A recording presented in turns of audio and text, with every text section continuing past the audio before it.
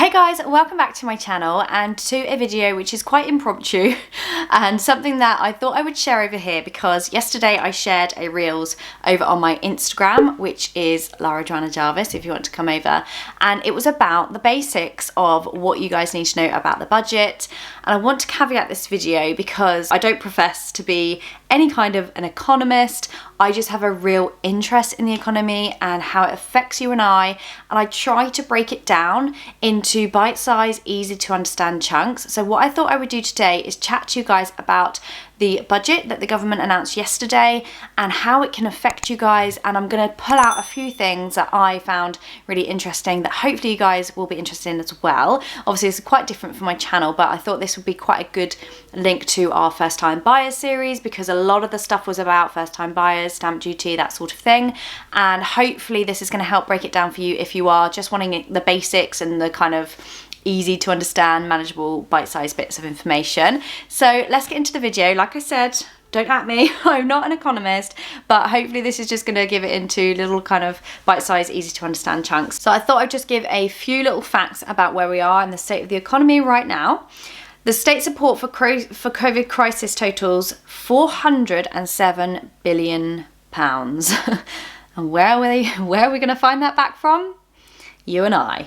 The economy shrank by 10% in 2020 and 700,000 jobs were lost. UK borrowing is at 234 billion for 21 to 22, which is post-war levels.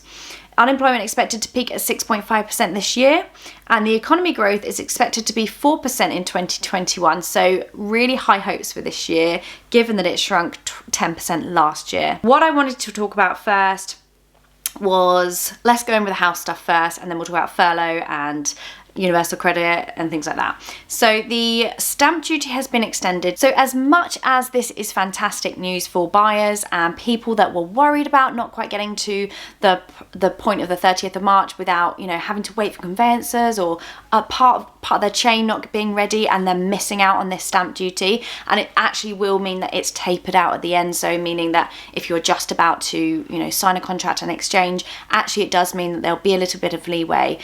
So this is fantastic news. However, from a first-time buyer's perspective, it does demarginalise kind of the only benefit that first-time buyers had, and that was that they weren't paying any stamp duty tax up to £300,000 anyway on their first property. So this means that they are competing in a market with buy-to-let investors, with people that are buying their second, their third property, and that could then access the 85% mortgages, because back last year the mortgages were really reduced down to 85%, 80% mortgages. So really it was hard for first time buyers to find that money, the 15% deposits, and it also meant that they weren't also getting the benefit of having the stamp duty paid up to £300,000 anyway. So I can see it's really good for second, third time buyers and investors.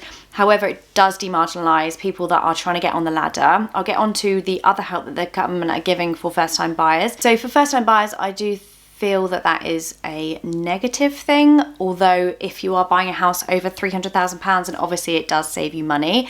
But what I've seen from our vast searching of homes for over a year now is that really what people are doing are putting that stamp duty saving onto the price. Prices are crazy at the moment. Houses are being sold like that. There's just so much demand for homes, and obviously last year people weren't moving as much, so they were actually they're spending that money on doing up their homes. They weren't going on holiday, so they were paying their money on doing that up their homes, actually staying there. So there's much less supply, therefore prices are retaining their value and they're actually going up and up and up. It's absolutely wild at the moment. So I think for the stamp duty holiday, obviously it's great for a lot of people, does demarginalise first-time buyers, and it makes it a lot harder for first-time buyers to compete in a market with buy-to-let investors that are, they have the money to put down a huge deposit and they still get the benefit of the holiday of the stamp duty. And also it feels like the bracket of up to £500,000, that could be your second home that you're buying, and actually that then knocks the first time buyers out, because the people that can get the mortgages of 85% are those with the bigger deposits, not the first time buyers potentially. So that is the first point I wanted to raise. The second one is that the government are guaranteeing mortgages for 95%. Now I would love to know in the comments your ideas and your thoughts around this.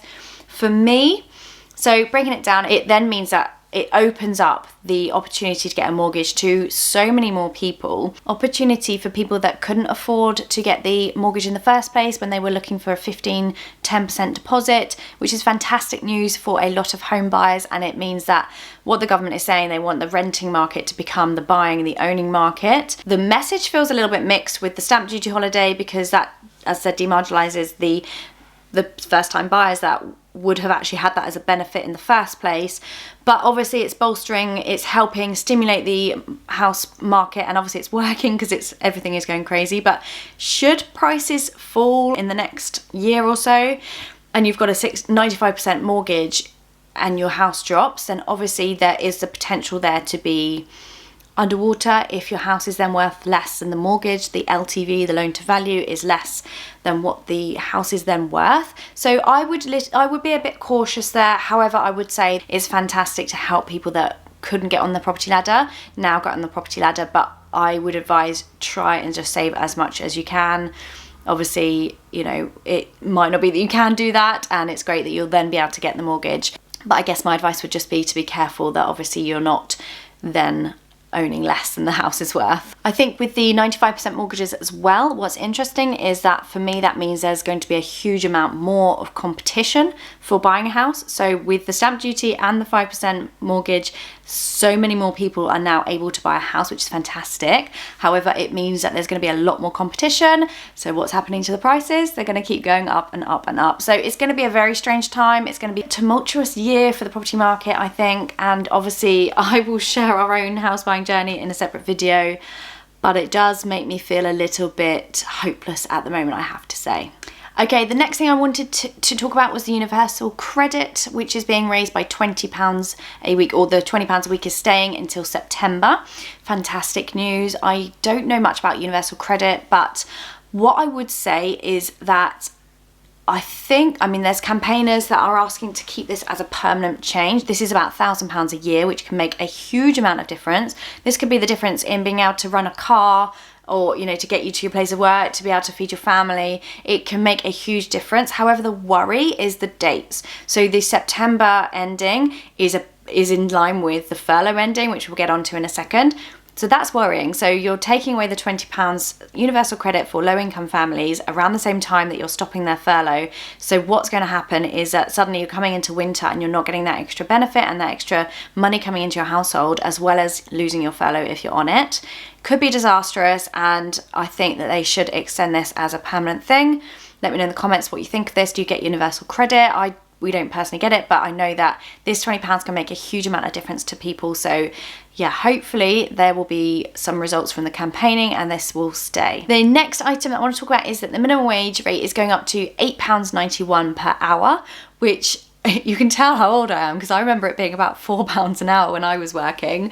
So that's obviously fantastic news for workers. Another great thing for the self-employed who have been left behind. As a self-employed person, I can say that it's been very, very difficult last year in terms of the loss of earnings and the lack of government support. So it's fantastic they are extending this to the end of when the furlough will end. And it's also fantastic that the 600,000 self-employed people that couldn't have got this money when they were first introduced to it because they hadn't been trading for over a year or they hadn't had their self-assessment done in time. This now includes those 600,000 people, which is amazing. And it now includes last year's tax year into what will be now 4 years average. What I don't like about this scheme, as much as it is great and it has kept people afloat, is that they take trading profits from what will now be 4 years. Now, I set my business up in 2012, I think. So if you can imagine, a business doesn't just start making money. A business grows and grows and grows. You may work a full-time job like I did when your business is growing. So to take 4 years of your last trading year's profit when I was trading in 2016, it was not the same as when I gave up my full-time job, when I, relied on that as an income, and then the money that I was earning was actually way higher than I was when I first came out, and I was doing a few little bits here and there throughout the year.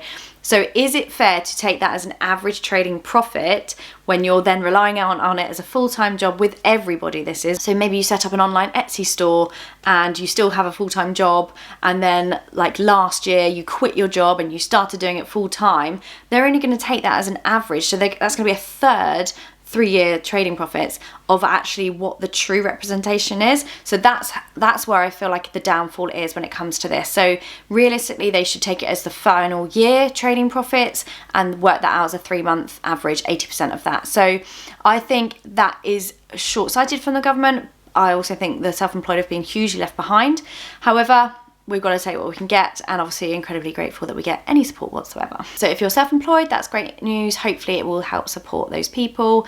However, it doesn't come without its faults. Okay, so I've written my notes here so I don't forget. So the next one I wanted to talk to you about, and this list is not exhaustive. This was pages and pages going into, corporation tax and military help and so many different things. I'm picking out things that I'm hoping are going to be helpful to you.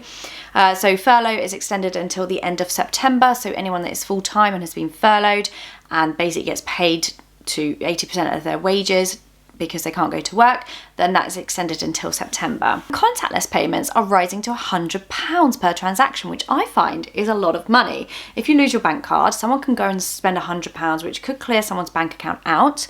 I get it, I get why, but I think it's over double. It's a lot. What do you guys think? Do you think it's a good thing? I think there's a lot. It's not until 2023, but corporation tax is going to rise up to 25%. So obviously this economic disaster of the impact of coronavirus, he's grabbing that money from where he can. So what I wanted just to kind of talk about here is tax deductions.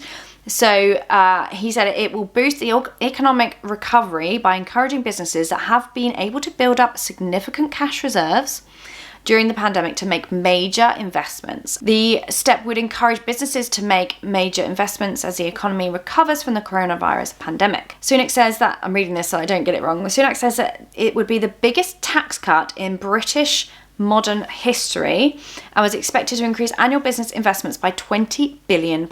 It makes our tax regime for business investment truly world leading, raising us from the 30th in the OECD to first.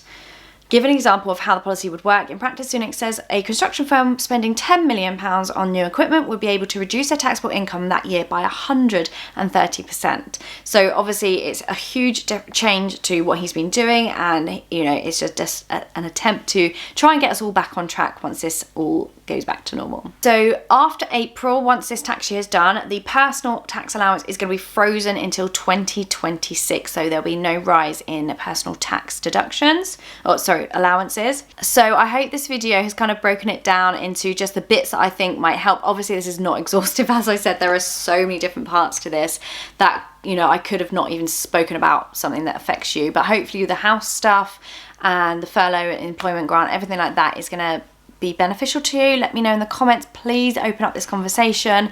As I said, not an economist, but I love hearing your ideas and how you think this will affect you. So just reading through the comments here on this reel that I did about the budget. So someone's saying they can't even save for the 5% because rent in London is so expensive.